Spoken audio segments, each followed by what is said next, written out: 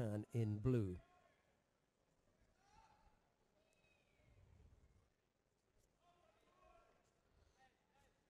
And then previously mentioned, we want to look for a big Osotogari from Ojitani. That's his real big power move. He's got a good Ouchigari as well. I haven't seen as much Uchimata Haraigoshi.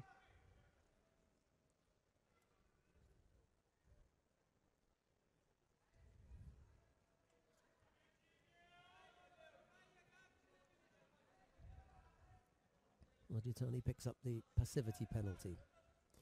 He could have done without that at this stage, inside the first minute. Just, you know, A bit early.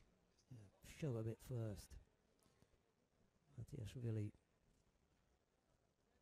looking to get the big left arm up around the collar. Slips away from that grip. He's certainly got more international experience than Ojitani does. Makikomi, but that was ineffective. He went below the elbow. So no real purchase, if you like. Ojitani was working on the arm there for a bit. This is where the smart money would be for Ojitani, is working on the ground. Kosei looking on.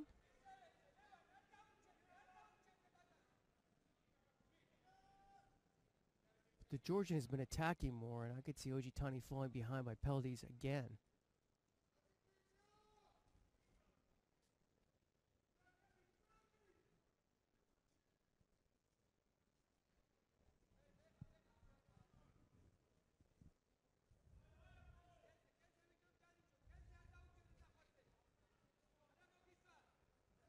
Ojitani having a look there at Deashibarai for a minute.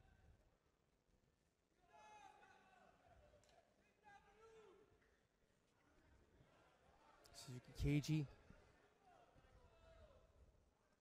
Just quickly to say about the possibility that Harrison could have fought all four of the Japanese on her way to the final. The only way that could have happened was if Umeki was up in the top half of the draw. But we had Sato and Umeki down in the bottom half of the draw, so there was no way that Harrison could have fought all Japanese. You need 3 in your half and then 1 from the other, because you're only ever going to fight one person from the other half of the draw, and that would be in the final. So well done. That's done and dusted. Elisabetta Frattini would have told us that. Elisabetta, master of the stats there. Meantime, Ojitani had a good look there at Sasai. But he only had one hand on, and so that was not successful.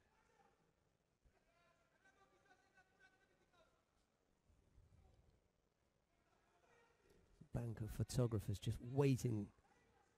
Yeah, that's quite a gallery. To blast away on there.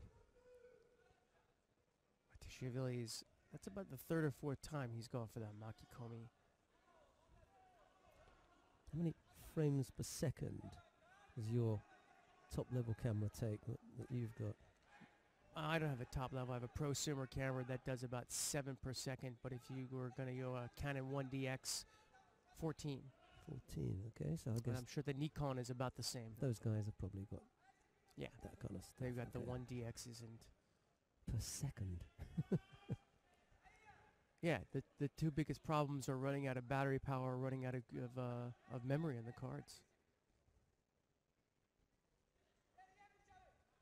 You probably have a few cards with you then. Yep. Oh, stepped off the mat, and if we'll call Mate, bring them back to the middle. 2 penalties picked up by Ojitani. Minute 40 left to go. Matiashvili just got to keep up the attacks. Ojitani seems to be, he's waiting for his moment. But the Georgian may never let that moment come.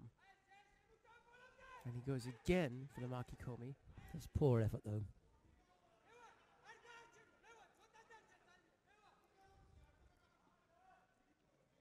But with 1:23 left, I mean, Ojitani, I think, has got to pick up the pace.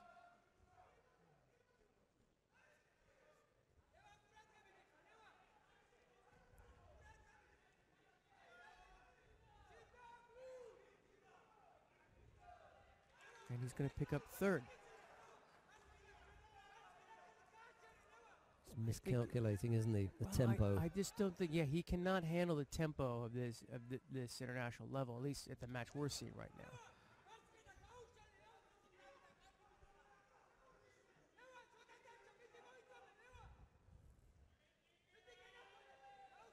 I will say part of the problem, I think, also is at the All Japan Judo competitions, I don't think they hand out the penalties as aggressively as the IJF does. I agree with you. And this is a problem. You know, in the first round of the All Japan Open class, there was a referee who handed out penalties at the pace of the IJF, and you could tell there was summer conference and it slowed down.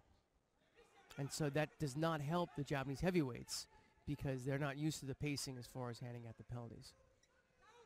On the other hand, in the All Japan women's, they were handing them out fast and furious, and you could see in a lot of the Japanese women matches, we didn't see it with Asahina and Tachimoto, but in most of them, you have a better pace, more aggression. That's the wrist. That's not quite legit.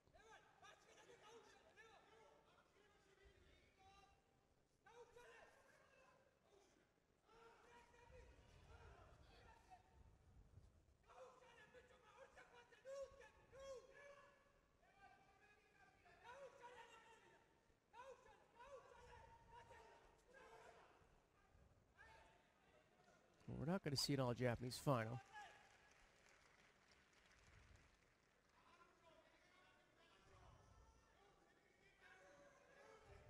So once again, the pressure will all come on the shoulders of Shichinohe.